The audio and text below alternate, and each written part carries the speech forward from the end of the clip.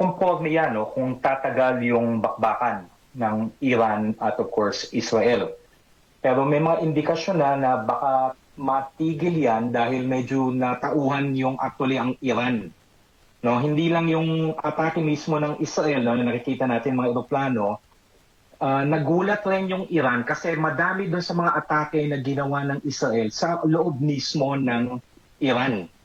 No, na gumamit yung mga Israelis, specifically yung Mossad nila, ng mga drones na hindi galing sa Israel, kundi galing mismo sa loob ng Iran, at napatay nito ang napakaraming opisyal ng gobyerno ng Iran. At maraming rin ng mga nuclear scientists na involved no sa paggawa ng nuclear weapons ng Iran.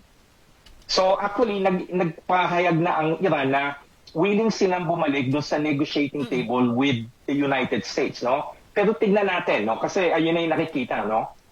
Ng mga iba na willing na ulit bumalik sa negotiating table ang Iran. Kasi nagsimula ito nang nagmatigas ang Iran doon sa negotiation niya with the United States, no? Tapos nag-war na doon yung si President Donald Trump. Pag hindi tayo nagkaroon ng kasunduan dito sa nuclear arms negotiation na to, baka tirahin tayo ng Israel, at nangyari nga ito. Okay, so Professor, sabihin natin hindi pa naman sigurado, no, kung may negotiation na hangga't wala pa. Tayo ba dapat mabahala na baka mag-escalate ito sa atin sa usaping seguridad, Professor? Kasi titingnan natin ano yung mga factors na pwede mag-escalate dito. No? Minimension nyo, tumitira ng missile, umano ng aeroplano.